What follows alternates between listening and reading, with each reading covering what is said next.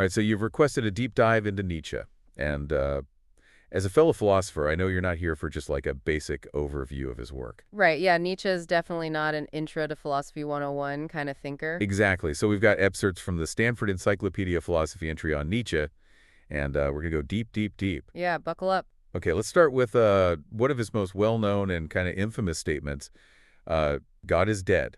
Now, obviously, he wasn't being literal here, right? Right, not a theological claim. But it gets to the heart of his critique of Western thought. For Nietzsche, this death of God wasn't just about religion. No, not at all. It was about the foundation of all values. So if God is dead, then what gives our lives meaning? What's stopping us from just descending into chaos? Yeah, that's exactly the question he wants us to wrestle with. He saw the death of God as like a crisis, but also an opportunity. An Yeah, opportunity to like reevaluate our values, to create new meanings, to forge our own paths without relying on those traditional sources of authority. which brings us to his critique of morality. It's not enough to just reject God. We need to examine the values that have grown up around this belief in God. Exactly. And this is where the concept of the slave revolt and morality comes in. Yeah, absolutely. And on the genealogy of morality, Nietzsche argues that the values we usually associate with goodness, like humility, compassion, self-sacrifice, Right, the things we typically think of as good. right, those are actually products of this historical power struggle. He claims they arose from the resentment of the oppressed, the weak who resented the strength and vitality of the masters. Hold on, resentment, that's a pretty loaded term. What did he actually mean by that? Yeah, he's not talking about ordinary resentment, as Nietzsche uses it, as like a much deeper, more insidious hatred. Hmm, It's born out of powerlessness, like this feeling of impotence that just festers and turns inward, poisoning the soul. wow. And it's this resentment, he argues, that fuels the slave revolt, this revaluation of values where the weak define good as whatever they happen to be. Humble, powerless, meek. The masters, by contrast, they get labeled as evil simply because they embody strength, vitality, and a will to power. So he's turning our conventional understanding of morality on its head. Yeah, He's suggesting that what we call dude might actually be a form of weakness disguised as virtue. exactly. To understand how he gets to this radical perspective, I think it helps to consider Nietzsche's own personal journey. His early interest in philology, the study of language and historical texts that really influenced his whole approach to philosophy. It's like he was dissecting ideas the way a philologist would analyze an ancient manuscript. Yes, precisely. He was interested in uncovering the hidden meanings, the power dynamics, the psychological motivations that shape our beliefs and values. And his break with Wagner, a major cultural figure at the time, Huge, yeah. really speaks volumes about his willingness to challenge established norms and authorities, even those he once admired. Right. He doesn't shy away from challenging anyone. And then there's the impact of his declining health. Nietzsche suffered terribly throughout his adult life. It's hard to imagine that his physical pain and mental anguish didn't influence his philosophical outlook, especially like his emphasis on strength and the will to power. Yeah, I think it's highly likely that his struggles with illness contributed to that focus on resilience, on affirming life in the face of suffering. Hmm. He saw weakness, both physical and moral, as something to be overcome, something to be transcended. So this brings us back to that critique of morality. He saw slave morality as promoting values that ultimately weaken the human spirit. Yeah, leading to a kind of spiritual sickness almost. And this ties directly into his critique of guilt, right? Yes, Nietzsche traces the concept of guilt back to the idea of debt and punishment. He suggests that guilt, especially in its Christian form, becomes internalized and leads to those self-destructive tendencies. We become our own debtors and punishers, trapped in this cycle of self-inflicted suffering. So instead of empowering us, this kind of guilt diminishes our capacity for growth and self-realization. That's his argument.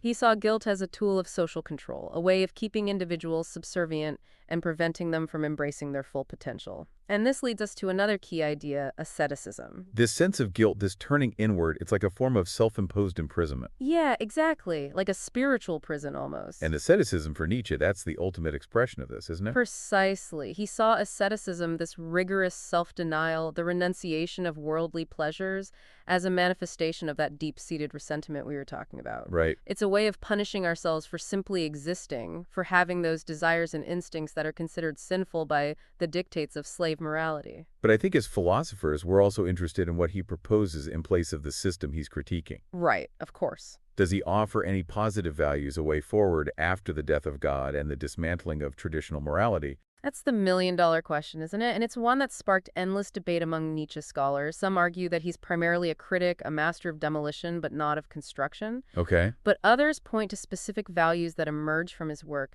that offer a glimpse into a possible Nietzschean ethics. All right, let's delve into those values then. One that immediately comes to mind and seems to connect with his critique of asceticism is the will to power. Ah, yes, the will to power, perhaps the most misunderstood and misappropriated concept in all of Nietzsche. Hmm, It's often reduced to just this crude desire for domination, for brute force. right, just raw power over others. Yeah, but Nietzsche's conception is far more subtle and complex than that. So what is the will to power really about? For Nietzsche, the will to power is a fundamental drive. It permeates all living things. Okay. It's the striving for growth, for overcoming resistance, for self-expansion and self-mastery. Think of it as a kind of creative force, Okay. an impulse to shape and mold yourself and the world according to your own unique vision. So it's not just about power over others, but also power to create, to overcome your own limitations. Exactly. It's about pushing boundaries, testing limits, constantly striving to become more than what you are.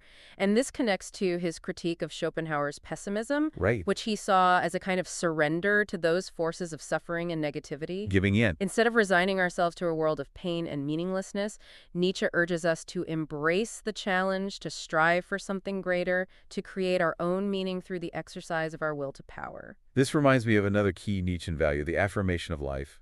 We see this most clearly in the concept of amor fati, the love of fate. Amor fati is a radical acceptance, a joyful embrace of everything that life throws at you, the good and the bad, the joys and the sorrows. It's not about passive resignation, but an active, passionate engagement with the totality of existence. You know, this idea of embracing fate, it takes on a whole new dimension when you consider Nietzsche's own struggles with illness. He was constantly confronted with pain, with the fragility of life. And yet he still championed this idea of saying yes to life, even in the face of suffering. That's what makes Nietzsche such a compelling figure. He doesn't just preach these ideas from an ivory tower. He embodies them in his own life and his own struggles. Yeah. And for Nietzsche, amor fati is the antidote to nihilism, the belief that life is inherently meaningless. He's saying that even if the universe has no inherent purpose, we can create meaning through our active engagement with life, through our embrace of all that it has to offer. To live a life worthy of amor fati, to truly embrace one's fate, it seems like another crucial value is needed honesty, or as Nietzsche sometimes calls it, truthfulness. Honesty for Nietzsche isn't just about stating facts or avoiding lies. It's about a deeper commitment to self-knowledge, to confronting even the uncomfortable truths about ourselves and the world. It's about tearing down the facades, the illusions, the comforting lies that we tell ourselves to avoid facing the often harsh realities of existence. But isn't there a danger in this relentless pursuit of truth? Couldn't it lead to despair, to a kind of nihilistic disillusionment?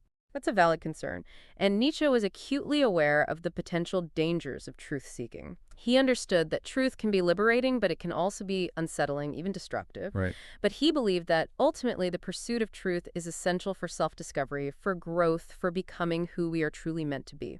It seems like there's a tension here between this unflinching pursuit of truth and Nietzsche's emphasis on art and artistry.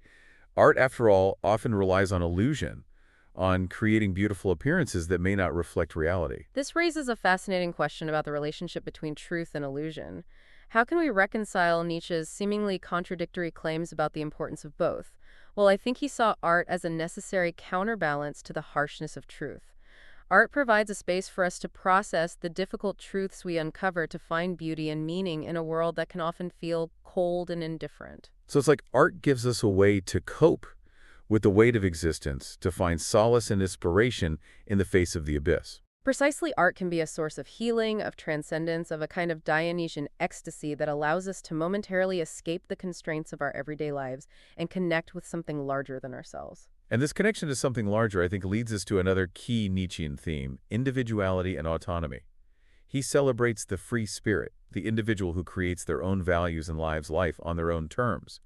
He seems to be saying that each individual has the potential to become a kind of artist, shaping their own lives into a unique work of art. That's a beautiful way to put it. And this idea of self-creation, of giving style to one's character, is central to Nietzsche's philosophy.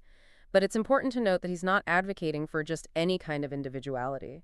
He's critical of the idea of universal human value.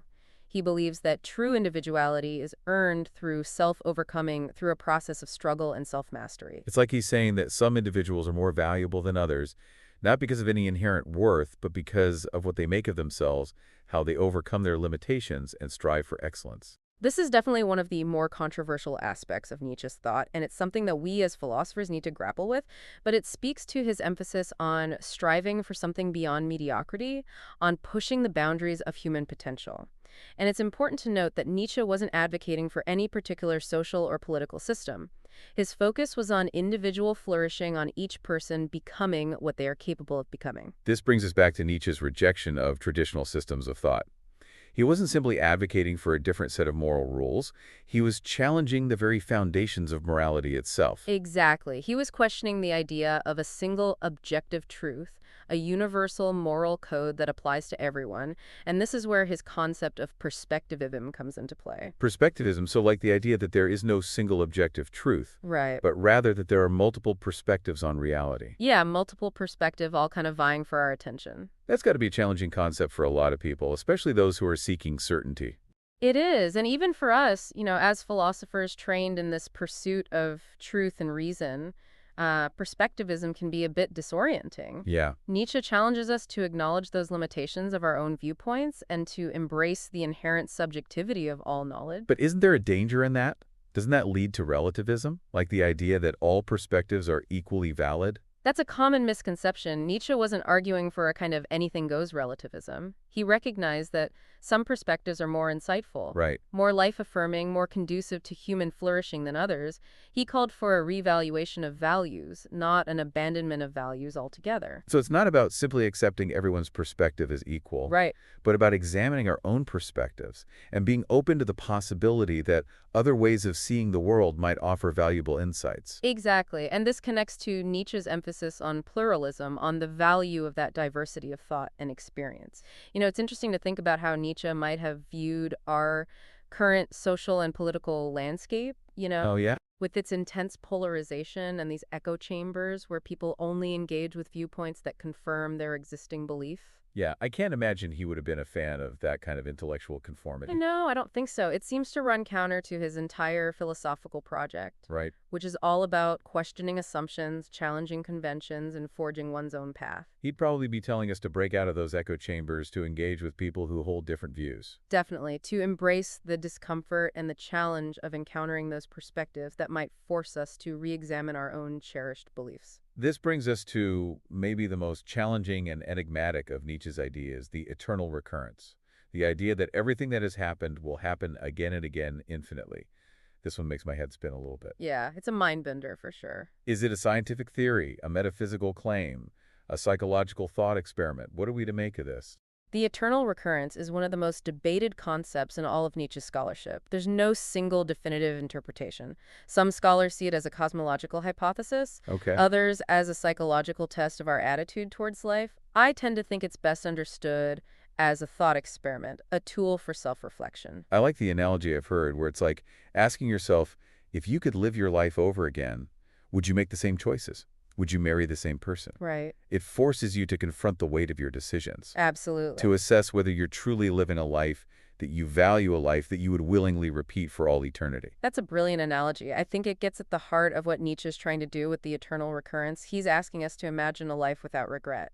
A life lived with such intensity and authenticity that we would embrace every moment, even the painful ones, if given the chance to relive them. So it's a call to live fully, to embrace our fate, to make choices that align with our deepest values, knowing that we might have to repeat those choices and their consequences for all eternity. Exactly. It's a radical challenge, an invitation to live with a heightened sense of awareness and responsibility.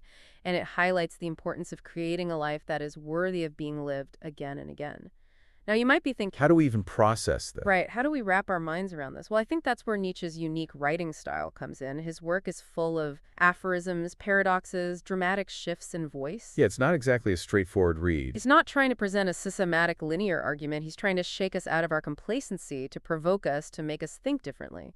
It's like you're saying, don't just read my words, wrestle with them, argue with them, make them your own. That's a great way to put it. And as philosophers, we're well equipped for this kind of intellectual wrestling match. We've had some practice. Our training in logic, critical thinking, textual analysis gives us the tools we need to engage with Nietzsche's complex and often contradictory ideas. So where does this leave us? What does this all mean as we continue our own exploration of Nietzsche's thought? Well, Nietzsche throws down a gauntlet. He asks us to question everything, to embrace uncertainty, to become creators of our own values and meanings. This deep dive has just scratched the surface. Now it's up to you to continue the exploration. What stands out to you? What questions does Nietzsche provoke? Consider this. How might Nietzsche's ideas be used to critique contemporary moral and political discourse? What hidden motivations might he uncover? How would he challenge our current values? That's something to ponder, isn't it? And on that note, we'll wrap up our deep dive into Nietzsche. Thank you for joining us, and keep those philosophical wheels turning.